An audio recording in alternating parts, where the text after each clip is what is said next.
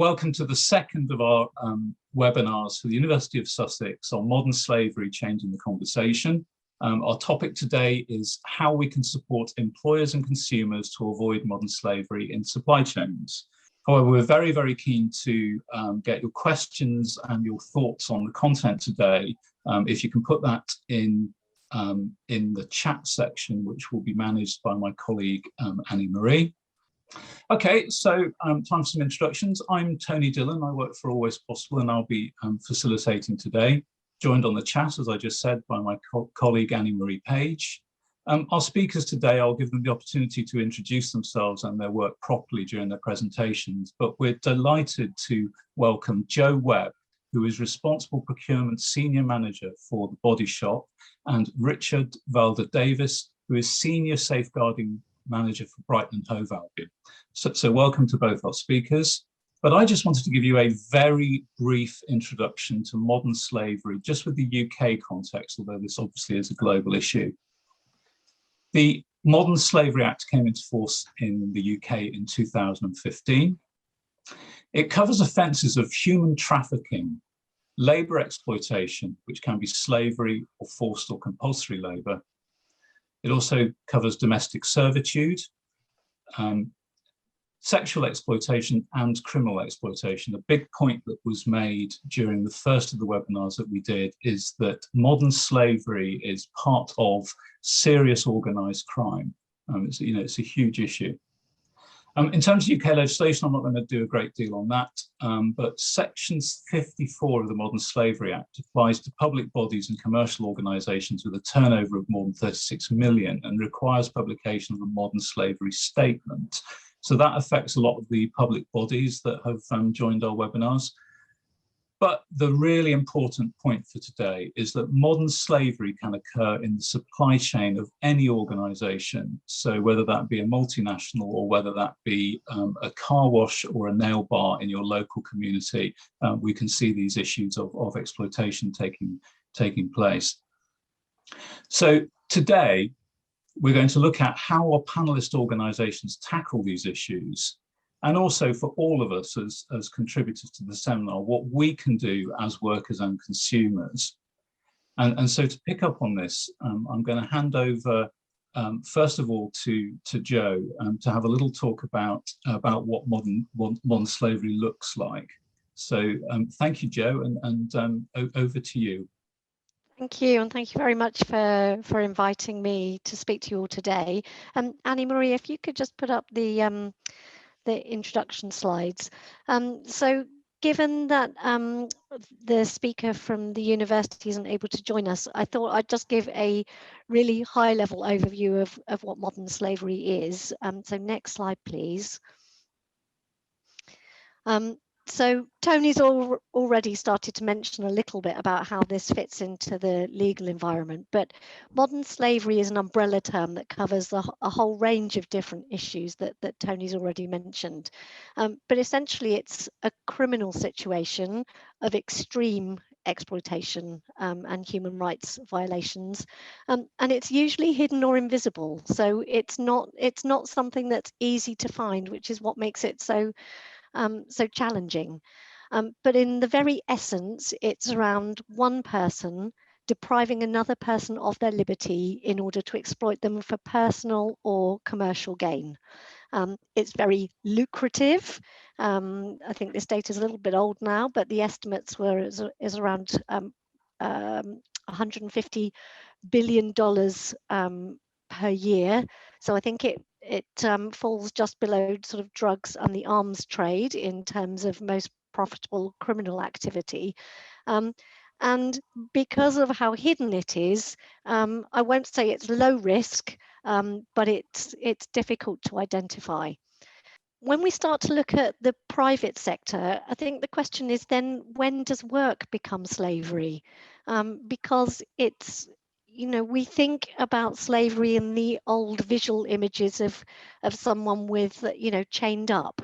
But actually in our modern environment, that's really not necessarily the case.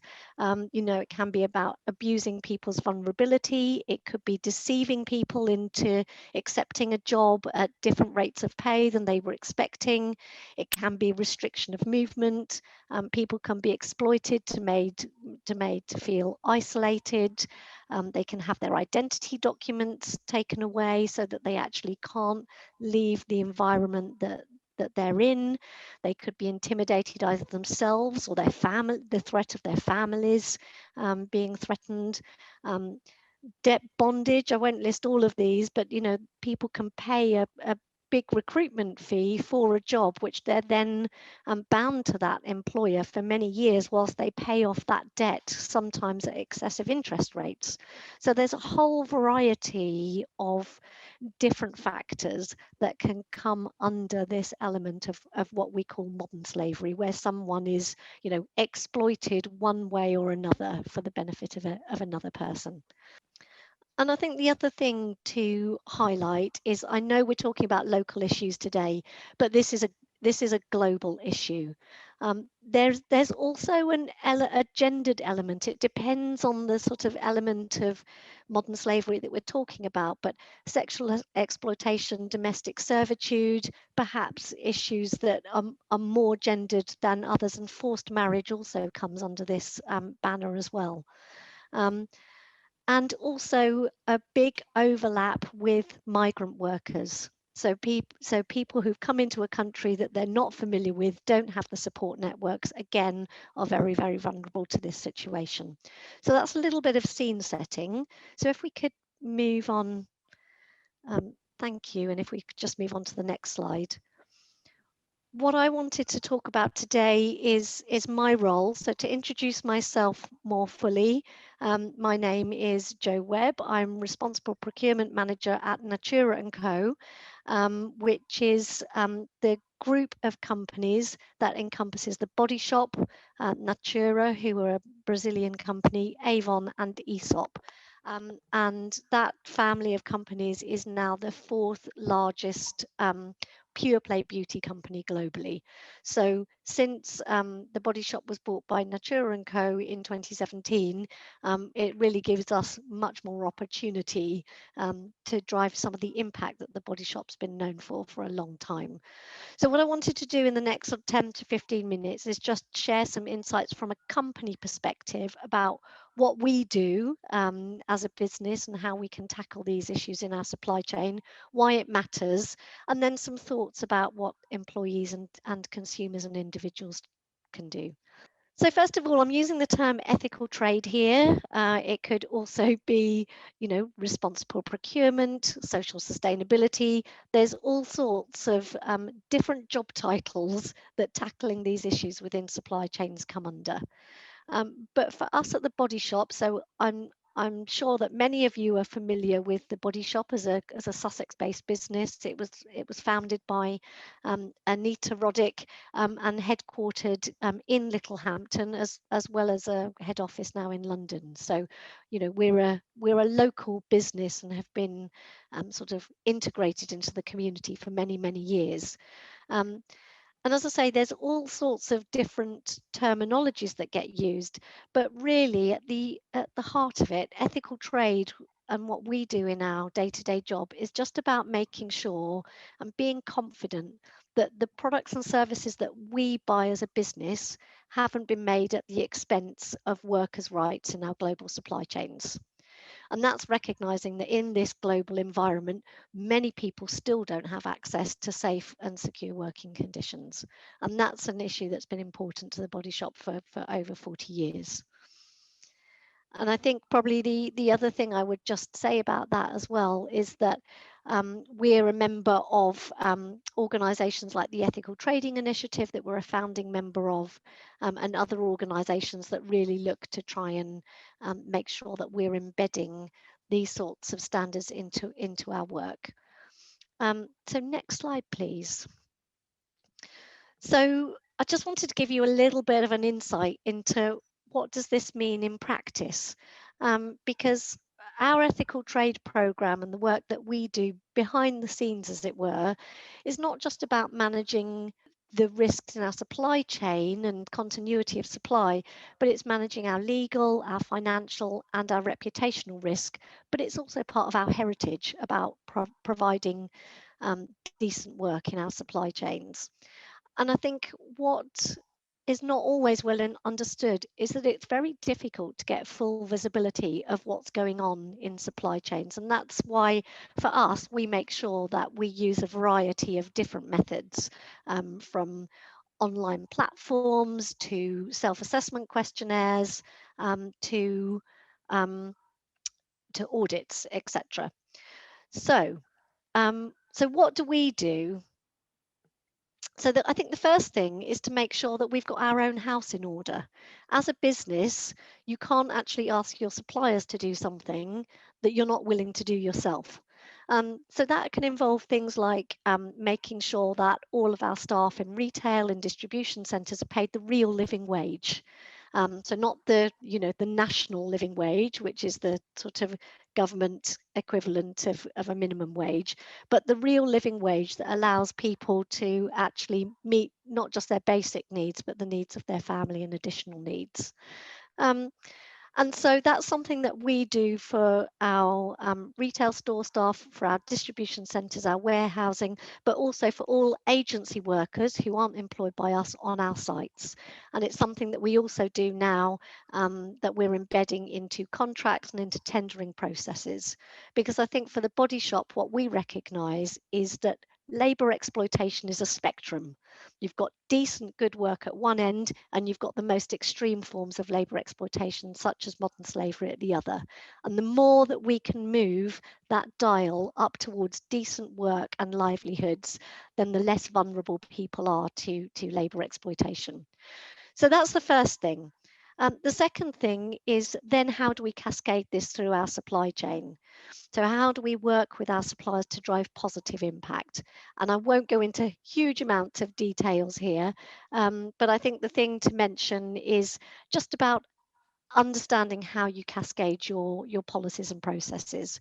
Do your suppliers understand what your policies and processes are?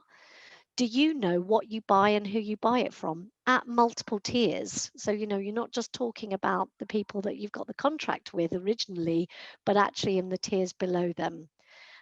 How do you look at your human rights due diligence? So not just risks to your business, but risks to people within your supply chain. And then if there are issues that are perhaps more ingrained that you can't solve on your own, then how do you work with suppliers to address them? So that's when we would then start to work on training, capacity building, and actually work with other organisations as well, to collaborate together.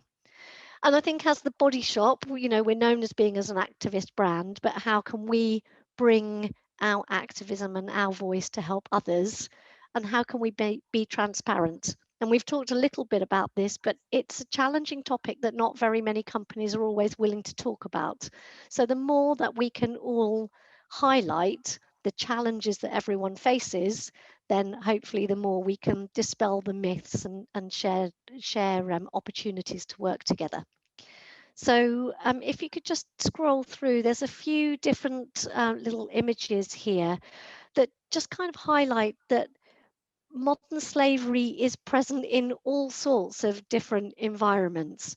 You might have seen, if you could just stick there for 2 seconds, back one please, Annie-Marie. Thank you. There's all sorts of issues, from forced labour in cotton in China, from drugs cartels moving into avocados and taking over that area. From last year there was media issues about Boohoo paying workers £3.50 an hour in effectively sweatshops in Leicester. So these are, some of these are international, not all of them are. And then if we could move on to the next slide as well, closer to home.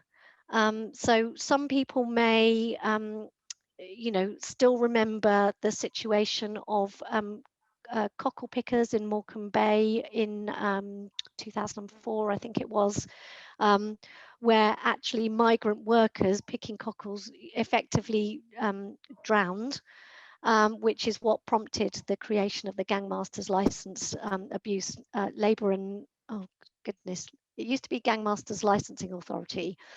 And of course, last year or the year before actually, the 39 Vietnamese migrants who were very sadly found dead in the back of a lorry in Essex, where they'd actually most likely come over to the UK on the promise of a better life.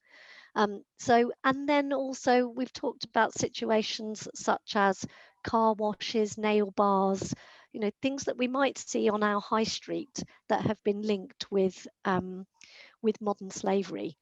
You know, it could be undocumented workers working in, you know, in cannabis farms, or children working on county line drug gangs. You know, there's a whole sort of range of different issues. And I think the other thing that I just wanted to highlight here is the impact of the COVID pandemic. So I think what we are recognising is that that is highly likely to exacerbate modern slavery, because it's making those who are already being exploited more vulnerable.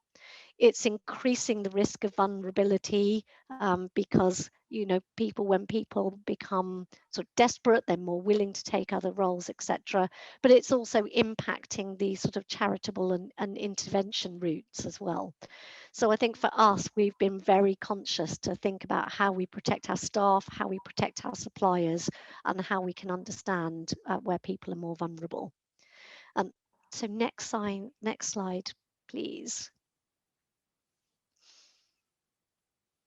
There you go, few more little tips for you.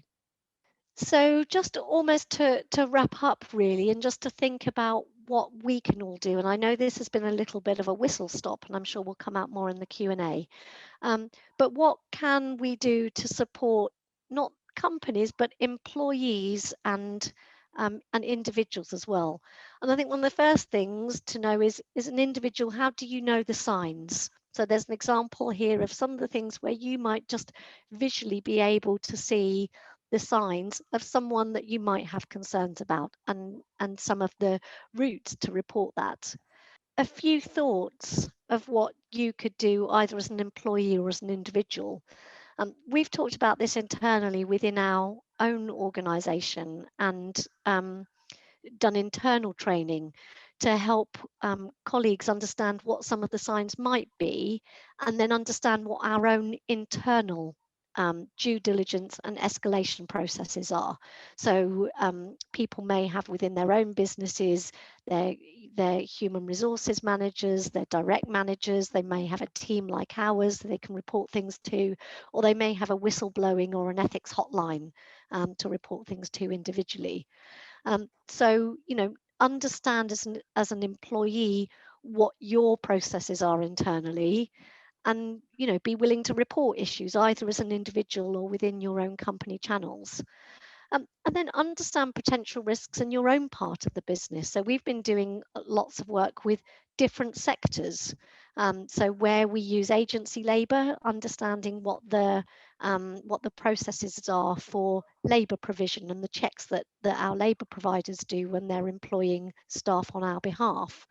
When we're contracting freight forwarding onto shipping containers, where there have been issues during COVID of seafarers' human rights crises and people stuck on ships. So, you know, making sure that we're embedding things into our processes, but that each area we try to help to understand what are the risks particular to that particular you know, sector or part of the operation. And then cascade this knowledge and information through your supply chain and look at where you can make a difference. So for example, we're working with an organisation called Bright Futures, which is about offering pilot job placement opportunities to survivors of modern slavery. So if you've got an organisation that can employ people, maybe you can offer a rehabilitation route. So each company may have different opportunities.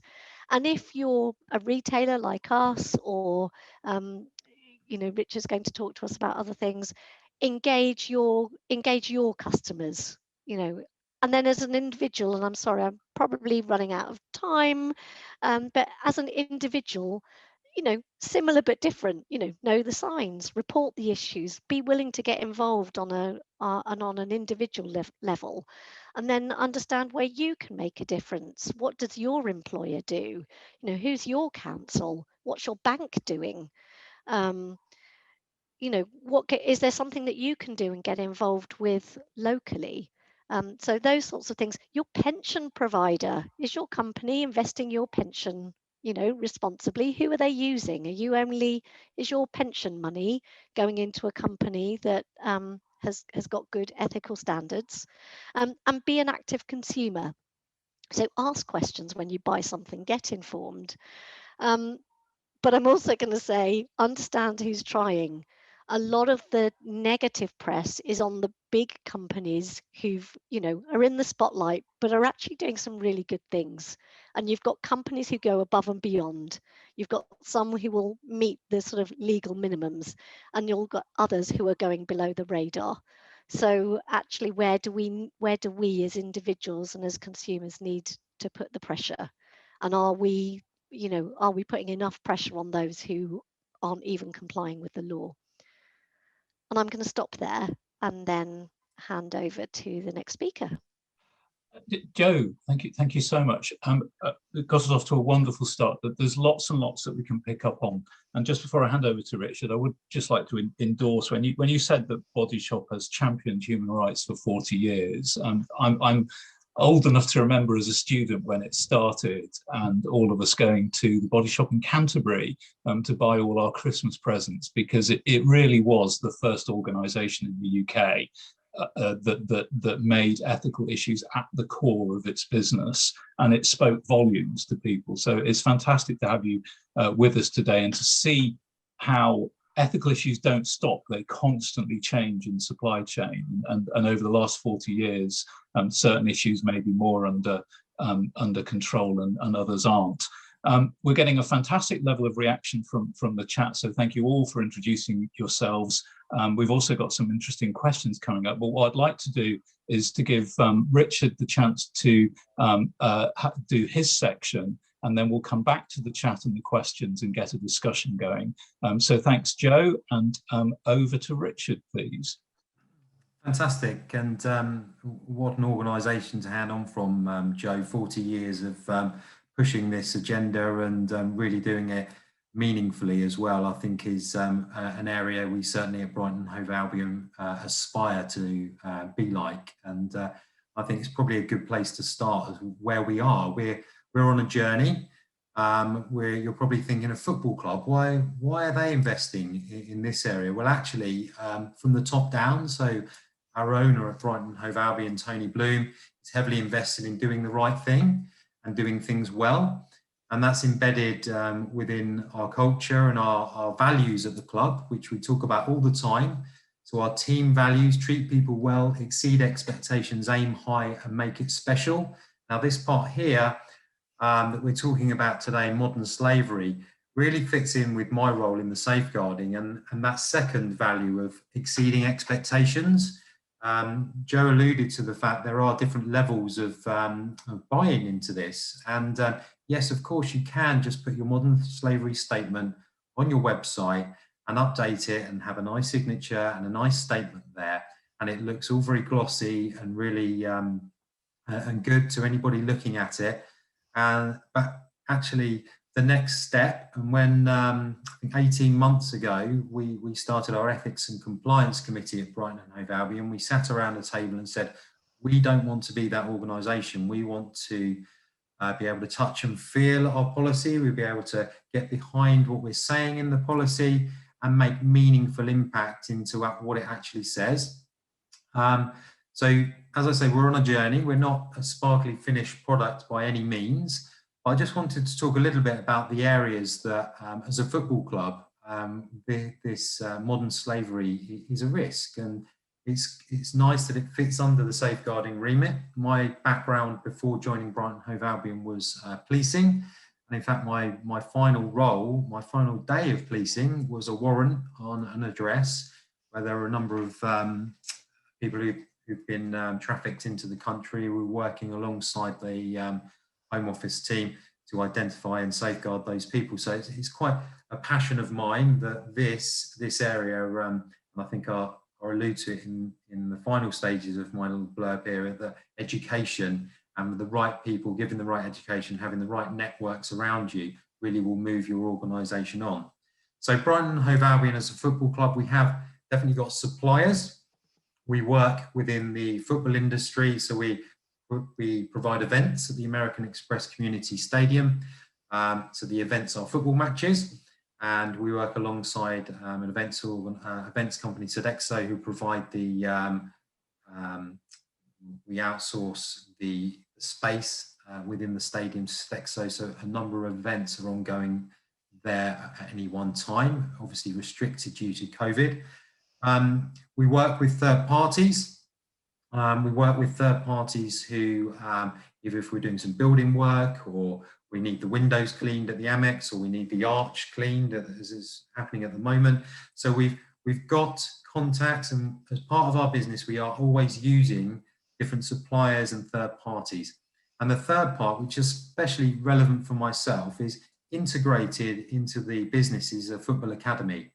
And within that football academy are players and young people. And we have a network across a recruitment team which span globally that look out for exceptional talent that can be brought into the football club.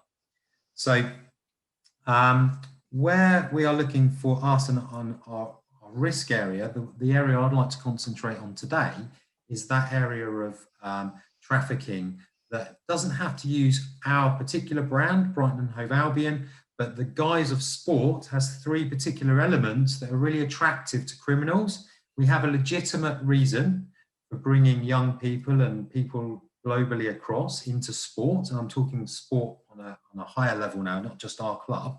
There's a legitimate reason. There are people involved, so there's young people who have a legitimate reason to be moving across borders. And then, of course, there's a financial aspect within sport as a whole that really, again, this criminalisation side, the criminal side of modern slavery, if you look at what they're trying to achieve, everything that our organisation and sport as a whole tries to achieve by attracting players and people who want to come and play sport in the UK and all over the world, it attracts a platform that's really great for criminals because they've got set up a really good platform structure to then almost piggyback on to commit the crime. Now, if we're talking about where we're going to see this happening and how it actually looks, there's no further place to go than our own Facebook pages. If you type into Facebook groups, football academies, you will see numerous groups globally of academies. Of course, a number of them are very legitimate, but a number of them are trying to attract people that will sign up and then will be moved wherever with the guise of that they're going to be playing a high level of football. Now, mixed or any sport. And mixed up within that is the use of brands. So brand will legitimize it. And I sometimes compare it to brands being used in employment crime. So where you have to pay a significant amount of money to a criminal to get an interview. Same in modern slavery. Someone might be on the criminal side asking you to pay a significant amount of money to get a trial at a certain organisation, or get moved to a country where they may integrate you into an organisation that you may then be spotted and you may be then able to move on to a professional club. And I think that kind kind of carrot of the end goal is fantastic for these criminal organisations, because they know there are people desperate to become elite footballers and elite sports people. So where do we sit in that equation then? So going back to Brighton Hove Albion, well, actually, safeguarding as a whole has gone through a journey. And what we found is that we've got a fantastic community within sport, that if you tell them about something and train them, we've got eyes and ears all over the place. And I say we've got eyes and ears globally. So I spend a lot of time with our recruitment team, so the people who are looking globally for players, because although our industry itself in the UK might not be the driver for the modern slavery, what they do see is they do see pockets of players, they do see pockets of individuals within the industry that they might feel, and this is comparable to abuse within footballers as well, they might see something that 10 or 15 years ago, they would have said, that's a bit odd. But now what we've got is a structure that and training that the individuals and organisations have a structure to report. So modern slavery falls under one of the abuse types in safeguarding. And by educating our teams, when they do see something, and examples within football of a passport that they don't think they're signing a player on, they don't think that passport is real. Well, actually, could that be an indicator of modern slavery? Let's report that.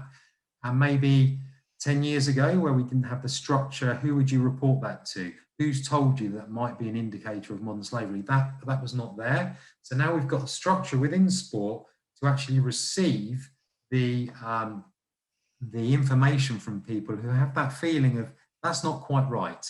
And I think we're in a position now where we're actually able to deal with those issues, and we've got fantastic relationships with Sussex Police. Rich Lancaster, I don't know if he's on the call today, but I know if anything came up within in Brighton Hove Albion, we could easily link in with Rich and he'd be able to help us out. Whereas in the past, where modern slavery's potentially not been as far up the agenda, maybe people would have thought, well, do I call the police? Do I not? What are they going to do? Do I call 101? Well, actually, in this instance now, we know as an organisation that we've got a structure and a process to go through. So the other section that I'd like to talk about is exposure. So our brand, and football as a brand, we can reach out. So children, our coaches, parents, audiences on match day. In a strange way, when I used to work in the police, if I did a talk, it would be, there's the boring police officer at the front of the assembly. Now, if you come with a Brighton Hove Albion badge, there's a genuine interest before you've even opened your mouth to start speaking. And this is why the Albion and the community, our charity, have such fantastic engagement with people, because the brand itself will get people listening and get them through the door. And then when they're through the door, they're an active audience to really educate. And so that's really an insight into where we are as an organisation. So back to where I started, we want to exceed expectations in this area. We want to push this forward and not just be that statement on the page that says what we are doing is the right thing. And we've reached the £53 million threshold, so therefore we have to publish it and then leave it at that. That's definitely not where we are, but we're at the start of our journey. I'll just check my notes to see if there's anything else on there I wanted to cover. Definitely the education side. Oh, and Joe alluded there to modern slavery not just being the trafficking of people across borders. We've definitely got county lines, and county lines is something that within football academies, again, you go back to the baseline of we've got a legitimate reason for moving children between areas.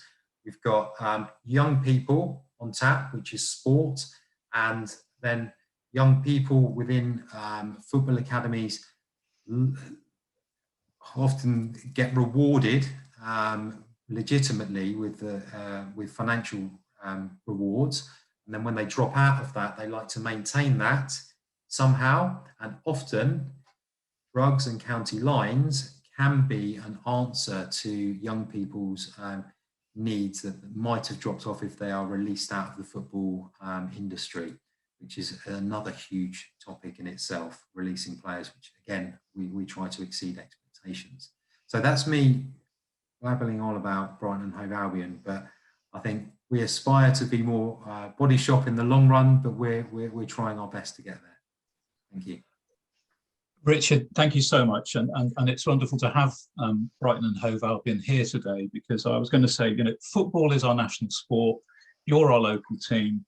Football is a tremendous draw for supporters, for the public, and also for young people who want to work in the sport. So it's really interesting to see that you've taken the same approach as Jo has in her organisation, that you have to get your own house in order first. I think that's really important. So great to have the sort of international sporting side of it as well, because it's a reminder that there is a lot of money in football, and that therefore it is of interest to fairly large-scale criminals.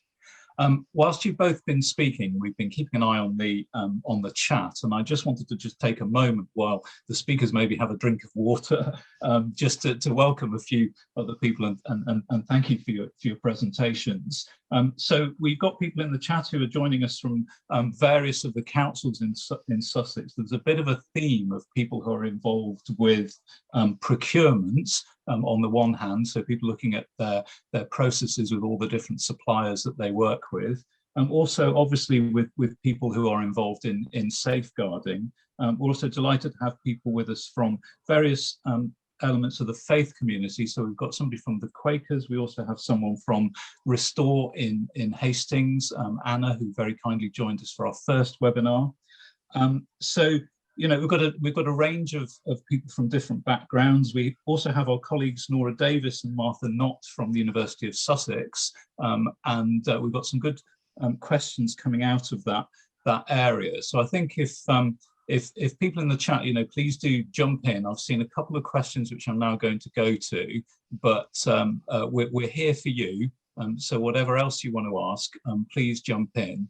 But I think the first question that I'm just going to go to is I believe it's from Nora, and I think to get both of the panelists' perspectives of it. But first of all, Jo, the question is, how does your company, which is a significant global business, encourage other businesses to be more ethical in their practice? Can you tell us a little more about the role that you, the activist role that you play? Thank you. Yeah, of course. I mean, I think when people think of the Body Shop as an activist, people will probably remember things about the, you know, campaigning against animal cruelty, you know, freedom from animal testing, you know, nuclear issues, gender issues. So there's those sorts of issues about being an inclusive, a diverse brand, about standing up for your ethics.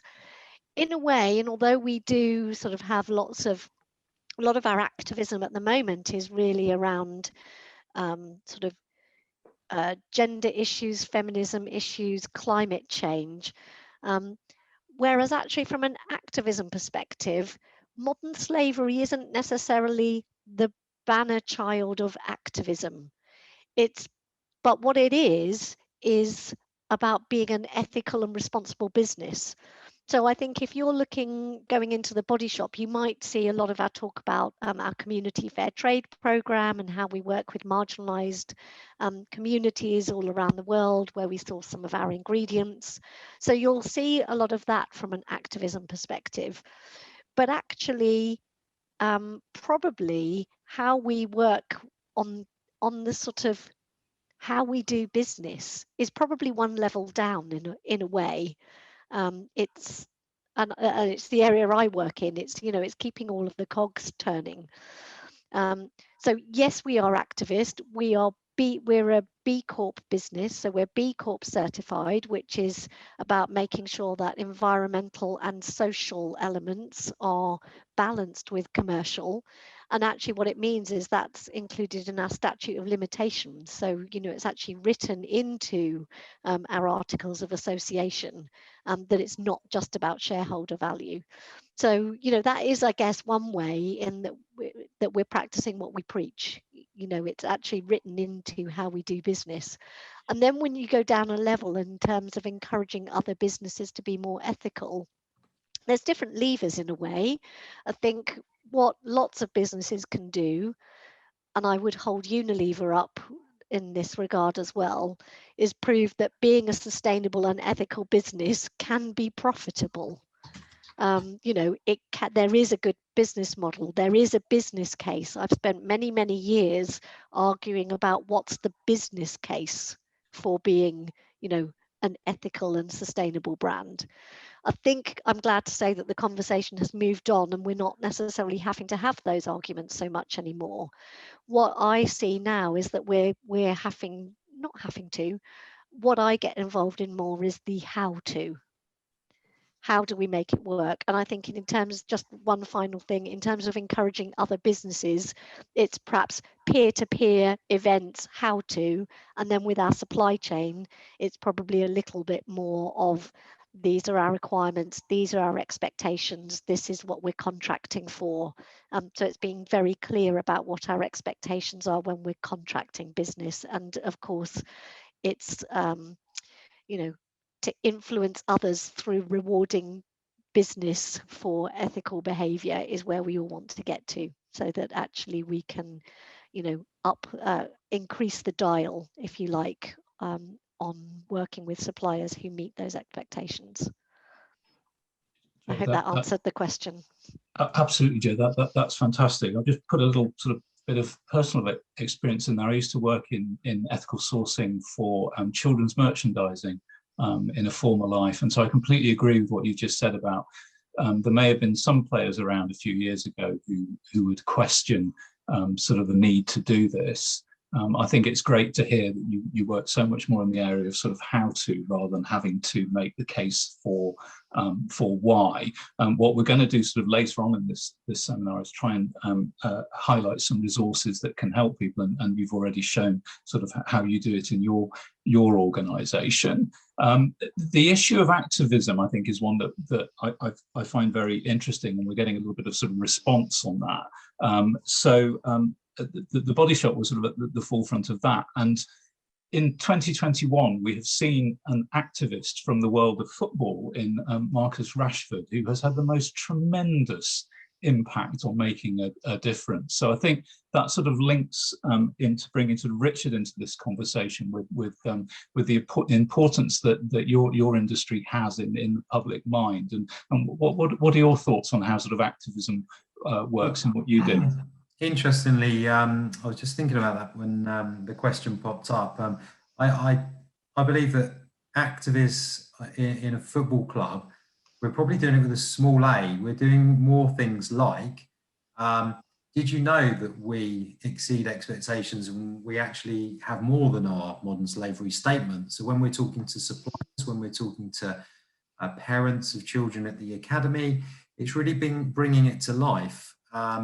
And that's probably a start on the activism side, because the response you get when you actually tell people you do more than just the website is a really delightful response, actually. And I think it probably aligns to what Jo was saying about you don't really have to sell this area anymore. People are very interested, and it's the same as sustainability. Once you sort of put your head above the parapet to say, actually, that's something that we promote and we do, people then are interested. And once you've got the interest of people, you've then got people saying, well, can we collaborate? Can we work with you? Can you help us promote this? And there's another question, I think, down the line of how we as a football club do aim to promote this. And yeah, it's things like that, using our brand exposure for really good means. Not modern slavery, but very similar in my safeguarding world. I got 2 players to promote Safer Internet Day, and this is just an example of what the power of football can do. So 2 players, under 23 players, so not huge names in the football industry, but known to our fans, I tried this the previous year on Safer Internet Day to have some goodies to give away, me and the other safeguarding manager. And I think we got a queue of 2 and ended up walking around giving out the goodie bags. The players had a queue of people around the stadium wanting to come in and talk about social media, which is any teacher, social worker, safeguarding lead's dream, to have children wanting to hear from people. And I think that's the Marcus Rashford effect there. And I think Marcus has done a fantastic role this year through this pandemic. But we have players who equally want to help out in this area and help and spread the word and educate, which is fantastic. And I really see that's where we fit into this as well. Richard, excellent, thank you. I think there's this theme about how people and organisations and brands can use the platform that they've got to raise awareness and to make change. And again, back to this theme of getting our houses in order. We have a Q&A chat question that's come in, so I'm just going to read that to you. Nice, very straight to the point one. How do you avoid supply chain management being a tick box exercise? So, Jo, would you like to go first? Yeah, of course. I think I mentioned when I was talking that you've got sort of almost tiers of companies, those who sort of go beyond, those who meet the requirements of the law and not much else, and those who perhaps aren't even at that standard yet.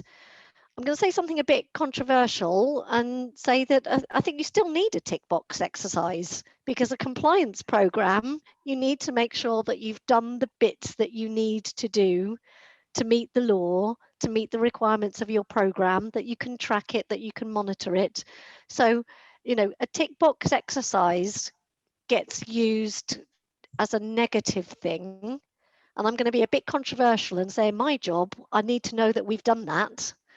You know, so I need to know that we have ticked all of the boxes and that there's not a gap, and that I've got a system where I know which suppliers have had audits, etc. But if that's all you're doing without looking further, then that's where the risk is. So I think what you need to make sure is that you're looking beyond the system, that it isn't just a tick box on a system, and that you're not questioning and asking the right questions, spotting the signs, thinking about whether that's a risk or not. Exactly as Richard was saying, this passport, or, who do I speak to? So I think probably for us, first of all, we need to, for everyone, I think companies need to move beyond the mindset of this is the minimum that we need to do to comply with the law, and start thinking about how do we drive positive impact, and it's not just about risk mitigation. And I think probably the thing is just understand where your risks are, map your supply chain, map that against the sort of commodities that you buy, with, commodity risks of which particular commodities are most prone to forced labour, which countries are most prone to forced labour. Do you use large amounts of agency workers, and are those workers all migrant workers that have come in from a different country with lower regulations? Do you know what they're being paid? So sort of understand your own supply chain, and then understand where the risks might be. And I think once you've got that and you're looking at it with an inquiring mind, then it stops going beyond a tick box exercise, because as soon as you open your eyes to potential risks, the right team won't ignore them. Yeah, gosh, I completely agree with you. Thanks for that. And it is the thing that you have to start in an organisation with a process, so that you cover the ground, so that you know where the risk is. So that mapping exercise that you mentioned is really, really important for the people who are working in procurement here on the chat. It is that you have to cover the ground. And sometimes you go and talk to a department head, and the level of risk in their area is very low. They know their suppliers extremely well. It's all being managed. And then you get other people who, oh, well, this is new and this is complicated and this is all over the place. And then you have to spend a bit more time doing that. And I will just say, sorry, I don't mean to jump in, but but you can't do everything at once either, you know, so you do have to sort of start somewhere. And, you know, and for lots of brands who sell goods, it's about the goods that they sell, and that, you know, and that's this quite often the starting point. But, you know, it's not just that. We're doing work on logistics at the moment and looking at the services that support. And I know, Richard, you talked about, you know, cleaning of the arch, you know, and who's doing our in-store cleaning. So you've got to start somewhere. And I think it's only logical and proportionate that you might start to, you know, with the products that you sell, or the most the bit that's most linked to your brand, whatever. But the important thing is not just to think about risk to your business, but risk to people, because that's the sort of human rights approach, is where are the most sort of salient, you know, most significant risks to people. Absolutely, and so that issue of prioritisation, that's really, really key. Richard, you mentioned that you've done this exercise across your business and supply chain. So I wondered sort of how that went for you. Yeah, so the mapping exercise, obviously we're not a huge organisation, global organisation like the Body Shop. So a lot of our challenges come with smaller suppliers who may be those people who say that they commit to promoting modern slavery, but when you scratch the surface, and I think this is a bit the method that we use, we scratch the surface, but in a nice way that we can help upskill those suppliers. If for example, you've got somebody and you say, well, in the contract it says that you check all of the people that you're supplying or you're using to work with us is passports on a right to work basis. Can you show us how you do that and where you record that? And if they kind of quiver and you think, I'm not sure they do, just that approach of, well, we can help you get there. We can help you. Do you know how to check passports? Do you have access to any modern slavery training? Do you know the guy within Sussex Police who, and then I think we spoke earlier about networks, and there's a question in there about the networks. And I think that's really important because, again, there's very little resistance from good organisations, and we like to work with good organisations. When you scratch the surface, they're actually very, very open to learning. And if they don't quite, so the point of the contracts is to make sure that everyone's doing the right thing commercially, but actually the other point is to not just let them sit in the bottom of a pile or in a drive, is actually get them out of it occasionally. And I've done this, gone through it and say, oh, we can check, and they should be happy for us to check. And if they're not happy for you to check, well, why not? Maybe dig a little further. And if they are happy for you to check, you've got someone probably saying, wow, you're the only person, you're the only organisation who actually checks the contract. So, and you really, it's surprising. And that's probably one of the first things I tell people to do is go and find some contracts or even agreements you've got. It might not be that detailed. Look at them and just go to the person who's on the other end of that contract and say, oh, what's this? Do you do this? And if they don't, work together. If it's proportionate and you're able to get that person, it doesn't necessarily take a lot of effort on your side. We've had examples of inviting suppliers onto our training courses, invite them in, and then from there they kind of, once you get the ball rolling, you go back a year later and they've almost overtaken you. They've got the interest for it, and they go, and every time you see them, oh, you know, the modern slavery thing we talked about. So I think we're in a really nice space because we're not a huge organisation, and we can still have those sort of less formal conversations with our suppliers because we do work with smaller organisations. So yeah, that's probably my answer on that one. Richard, thank you. We've got a follow-up questions that actually come into that, but before we go to the follow-up question, I wondered if, because we've been talking about how to share resources, and we're going to use the chats, we're going to use the links, we're going to use the Possibility Club to share as many resources as possible. But my first thought actually here is Joe, I'd be interested to hear the training aspect of this. That presumably is quite a significant issue in a large organisation like Body Shop. And any things you'd like to say on the training side? Training internally? Mm-hmm, yeah. Yeah, I mean, it is. We're quite fortunate in that we have structures for training. So, for example, we have what's called our global town hall, which is, live streamed but also recorded, events that happen on a monthly basis with different feature speakers. So I've been a feature speaker a few times. Sometimes you only have a 5 or a 10-minute slot within that hour with different people popping in, so it'll be a real headline. And then we've also done a dedicated session of a full hour and a half. We've hosted in-person panels like this with actually Sussex Police as one of our speakers, talking about local issues, with our labour provider coming in board with a charity that we work with that supports adults in crisis, with a large percentage of modern slavery survivors. So we've done targeted events that really do a deep dive into a topic. So we've got some internal structures that allow for training.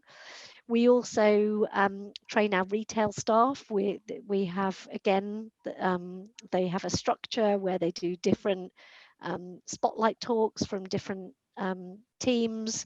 So we're helping for our retail colleagues who engage with consumers day to day, just to understand a bit more about what we do as a business, and so that they can engage with consumers a bit more on this. And then I think probably the most detailed training is regular training with our procurement colleagues. So actually embedding this into day-to-day business. So we'll have we'll attend procurement team meetings. We'll have perhaps quarterly, do a bit more of a deep dive, and we also run a sort of a monthly introduction to our team session that goes through our processes, so that for colleagues that want to understand our responsible procurement criteria, so the sort of the really boring process driven bit behind the scenes, that everyone understands what our processes are, how you set up a new vendor, what things do they need to comply with, who needs an audit, who doesn't need an audit, all of those sorts of things. And then I think the final thing about training internally, it's not under the banner of training, but when there's a big significant tender, we've got some general sustainability focused questions, but we'll also look at what that sector is. So for example, I mentioned about logistics and shipping. The questions that we want to ask of those providers will be different to another sector. So recently we've done one on shipping. So we've had targeted questions about how do you manage crew changes? What's the maximum contract that someone who's, on a ship will have? Because in COVID, crew couldn't port, couldn't dock, couldn't get off a ship, couldn't get medical assistance. And those on ships had their contracts just, renewed and extended. And then for cleaning, in-store cleaning, how is the labour agencies managed? So we'll also, in a way, have education and training through working with our colleagues in procurement together, because they're experts in the sector, to work out which are the questions that we want to ask during the tender process, to make sure that we're working with the right partners. So it's quite varied. Jo, thank you. That's fantastic. If you wouldn't mind staying in this area, we've had a question that's just come in from Morella. Hello, and she says, Jo, could you please provide some insight into Body Shop's supply chain management? How difficult is it to get reliable information? I think it'd be interesting to hear Richard's thoughts on this as well. And are you using third-party auditing? How difficult is it to get reliable information? Well, I think probably just to talk a little bit without boring everyone, our process. We do work with, we have a third-party platform that we use called SEDEX, which is it's an online responsible sourcing platform. If anyone's from SEDEX is on the call, they'll shoot me for using this terminology, but it's a bit like a Facebook or a LinkedIn, in that you complete a profile once as a supplier, fill in an online self-assessment questionnaire. You can host all of your, audits and certifications there, and then you link it to your customer. So from a reducing duplication of effort perspective for suppliers, you do it once and share it multiple times. So yes, we use a technology platform, which is a not-for-profit organisation, to help us map our supply chain to multiple tiers. All of our vendors have to sign up to our code of conduct, our supplier code of conduct, which covers elements including modern slavery, but around labour standards, health and safety, environment, quality, etc.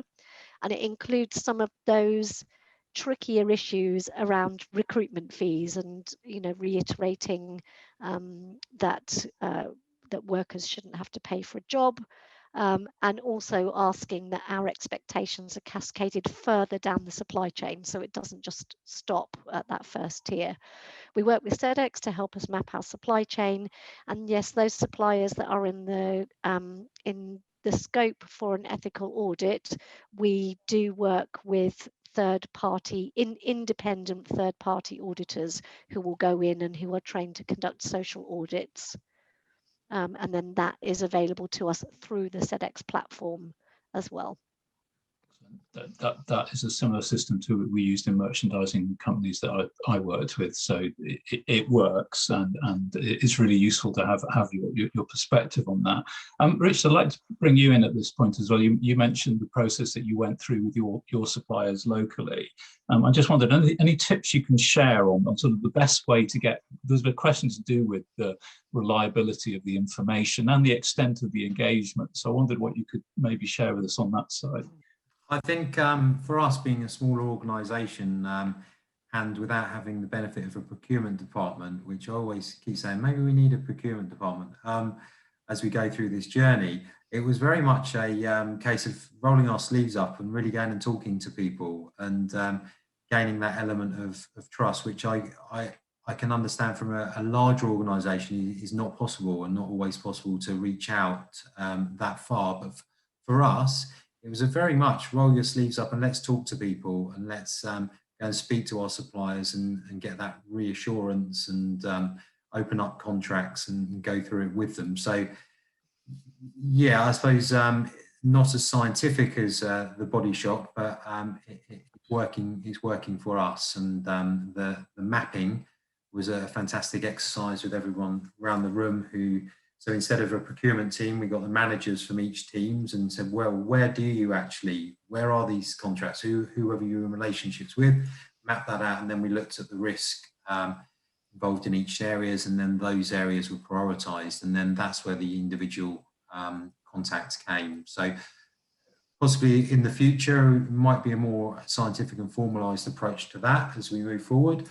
But at this stage, we're at really informal discussions around contracts with the main person who is the lead on that relationship. Richard, you're absolutely right. The thing is, I always say to people, don't be sort of lonely in this sort of area. You're right to get sort of other managers and department heads involved. You've got to sort of spread the load, and also because they should know more about what's going on in their particular area. So I've got a shout out to all our friends in the chat who are doing this in different organisations. It is a question of, it should be part of the values of the organisation and part of the jobs of your colleagues to help with this, because it is so important. Training is really key to that. So again, I'll put a general sort of shout out to everybody in terms of, we're very interested in working with all of the partners that we've worked with during this project on what you want next, what will help you to improve the fight against modern slavery in your areas. So if there's an opportunity, or if you would like more opportunity to share resources and know-how, or maybe look at the area of training that has come up, please shout and let's see where we can take that. And I'm going to say, sort of, please do continue to ask questions of us, of our panelists in the chat. And in the meantime, I'm just going to track back a little bit, and there is this theme coming up to do with the fact that COVID has changed what modern slavery looks like, and that can happen from listening to you in a variety of different ways. So for example, Joe mentioned over the sort of abuse of labour in the shipping context, and that's something that was really interesting to hear about. I'm just wondering from sort of both of you, how you think the issues have changed over the last 12 months. What are the main themes now? Maybe Richard, if I go to you first. Yeah, that's a good question, and I think the obvious one for me is, unfortunately, these communities that are being criminalised have probably gone further underground during this, because what you don't have is, unfortunately, if you've been trafficked or you're a potential trafficking victim, you don't generally have access to medical. You don't. There's been a lot of obviously headlines in the press every day about the NHS. Well, if you've been trafficked, do you put your head above the parapet and say you'd like a COVID jab, or go to the hospital if you're feeling unwell? Or do you fear that by doing that, you're going to expose yourself and out yourself as a victim, and then potentially your livelihood that these criminals are holding on to, either through your passport or debt bondage, is that all going to disappear? So for me, yeah, that's a huge one. The vaccination scheme, if you're criminalised, how do you access that? If you're a victim of crime, how? I know there are strategies in place to deal with that, but those real feelings of can't do it. I mean, these people are people who feel that they're victims, and they might not even be able to speak English as a first language in the UK, and they feel that they can't just go to a general doctor's appointment or A&E in normal times, let alone COVID, when there may be lots of people who are thinking, well, modern slavery, is this person a very high likelihood of being outed as a victim, which is scary. So I think that's a huge issue. Yeah. Thank you. And Joe, from your perspective, the last 12 months, in terms of how it's changed the sort of effort against modern slavery in your organisation. Yeah, I mean, it's, definitely not business as normal, but we still have to continue business as normal, if that makes sense. So I think for us, it's been a different strands, really. I mean, first of all, protecting staff and employees. There's been a big push within the business, especially at before the first lockdown, of making sure that there were masks for employees, hand sanitizer. We actually switched some of our production. We do make hand sanitizer, so we were able to ramp up production. But from my team's perspective, we still have to do all of that due diligence. And our colleagues were saying it's like the Wild West. You place an order, you place that order now. Don't wait till tomorrow because it's gone. But we still needed to do all of our due diligence on all of the suppliers. So working under that sort of pressure of our normal business, still not dropping the ball on our normal due diligence, but understanding that this is a very high pressured, environment for sourcing, was one thing, but with the aim of protecting staff. Also protecting our suppliers, so trying to understand where people might be more vulnerable, especially in those sort of community fair trade areas where we work with more marginalised communities. But we didn't cancel any orders. I know the textile industry came under a lot of heavy media pressure about cancelling orders that were shipped, that were on the ocean, and not paying for them. So we didn't cancel any orders. We didn't have any penalties if any were late. We were looking to see how we could support suppliers.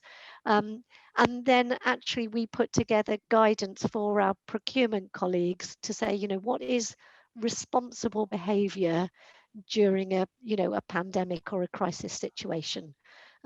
How do we make sure that we're still acting ethically and responsibly as a business ourselves?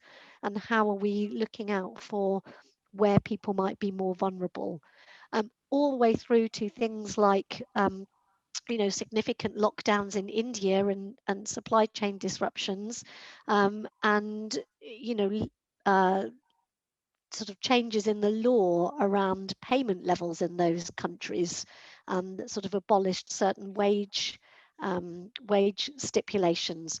And so we actually went in to our suppliers and said, right, we expect still for this, you know, these living wages still to be paid, and making sure that even changes that were happening in certain countries, that our suppliers were still maintaining our expectations.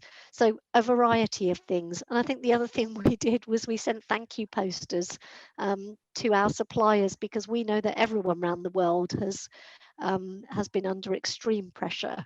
And so we also wanted to say thank you for our suppliers for helping to keep, you know, ensuring stocks, ensuring deliveries during a time of unprecedented strain. So I think it's a little bit about looking to protect, looking to make sure we could maintain our own business and protect lives and livelihoods as well through, you know, the provision of trade. You know, we need people to still have jobs in our supply chain as well, but also remembering to say thank you to, you know, to everyone who's pulled out all the stops. Gosh, Joe, excellent points there, and that theme of not dropping the ball, and remembering that, you know, we still want to be an ethical organisation and protect people, but needing to adapt procedures as everyone has had to, not least because of remote working. Theme that's come up a bit through the chat is, and you mentioned this, Joe, as well, is that we've become aware during COVID that this sort of changes the nature of vulnerabilities that certain people within the international community and also locally may be more vulnerable to forms of exploitation because of lockdown. So I think that's a sort of neat link over to Richard. I remember you sort of mentioning your police background, and we've had some indication locally of how lockdown has, for example, in the chat it says that there've been less NRM referrals. So this issue that there's issue that there's a lot unseen going on within our community. So I wondered if you could comment a bit on what's going on locally. Yeah, I mean, it's something we certainly acknowledged early on in the lockdown, that we were having a number of lots more people who didn't have knowledge of modern slavery and safeguarding per se, having contact with people in their homes. So we actually, Brighton and Hove Albion, and I know Dave Hunt's here from the Brighton and Hove Safeguarding Partnership, we collaboratively together ran some sessions for volunteers who are actually out in the community. So the volunteer sector grew during that COVID period of people, and I think a number of those volunteers have stayed in the industry. And there's probably two things on that. When you're recruiting new volunteers, you can't let your guard down. You've still got to do the correct procedures. It's very easy to say, yeah, please come and volunteer, please go and deliver food to this very vulnerable family, but actually it's the right people involved. So we had a couple of projects over the first lockdown where we worked with Dave and his team to deliver some training to anybody who was volunteering, and we actually ran that as a football club to upskill people to, if they see anything that included some signs and symptoms of modern slavery, this is where you go, this is who you speak to, and that was really well attended. And I think that particularly is one of the issues, that the people who are seeing these things that were going on with people weren't necessarily the same safeguarding. It does seem that the safeguarding and people involved in modern slavery, quite a niche who work in different areas, but it's everyone's responsibility. And during COVID, that's a real positive. It sort of widened people's knowledge of what risks were out there for families and people who might be in trouble, including victims of modern slavery. So although the referrals, and I can't really comment, I don't know if Rich is on the line, about why they were lower during the lockdown. The only reason I could possibly think of that is maybe that the schools and their networks of people who would pick up on that weren't seeing the families and children on a daily basis, so therefore were less likely to make the referrals in. But then there were other networks who reached out and were seeing those families, as I've just mentioned there. So that volunteer community really up to the game and got there, and we did help support them. In actual fact, the NSPCC now, who were involved in our delivery of that training initially back last summer, they've now launched their own training for volunteer sector, and it's really good and can be accessed through their website, the NSPCC website. I think it's called Volunteer Training, and it really just gives the basics. And what we've got to remember in safeguarding modern slavery is we don't necessarily, you might see something and not know that it's modern slavery, but it may be the sign of modern slavery. So it's really the signs that we're asking people to look out for and identify and report, and then the experts behind the lot, when they receive those in, and then decipher whether that is a modern slavery risk or an exploitation risk or other type of risks that are out of neglect type issue. So yeah, that's my comment on that. Around the houses a bit. Not at all. Thank you very much, Richard and Joe. I think we said that we need to actually finish today at 1:25, so we've got plenty of time left. What I'd like to do now is give people a chance in the chat to sort of catch up and make any final points. And I would just like to go through a couple of slides in a minute before Joe and Richard, if I come back to you for any final comments and thanks at the end of it, and then, as I say, we'll close at 1:25. So Annie Marie, please could you put up the slide, please, the original presentation. Thank you. Okay. So as I've mentioned, this project is always possible for the University of Sussex. Modern Slavery Changing the Conversation. We have upcoming events coming up. On the 30th of June, lunchtime, that's next week, we have a timed conversation which takes place in the Possibility Club, and this is basically a web chat. So it's a facilitated chat room forum inspired by live text conversation with guest experts. I'm doing this as a kind of sort of with almost like a debate theme of what is the most effective way to tackle modern slavery in Sussex. So we'd be delighted if all of you in the audience, anyone wants to join that, you bring your questions to the forum in the text format again, so that's quite easy for people. I'll let you know who the two guest speakers are when they're confirmed, which will be shortly. This week, we are also releasing a podcast around the subject of what does modern slavery look like. We've got 4 experts from different areas talking about their experience in working in modern slavery. So that's a podcast that you can listen to at your leisure. We'll publicise it via the normal Always Possible channels. We have the third and final of these webinars coming up on the 14th of July. The topic for that one is how should we support victims of modern slavery and what are the implications if we don't? So I think that victim support theme is very strong throughout this, and we're looking forward to working with victim support organisations and anyone who works with people who might be affected by this and looking at how to do that.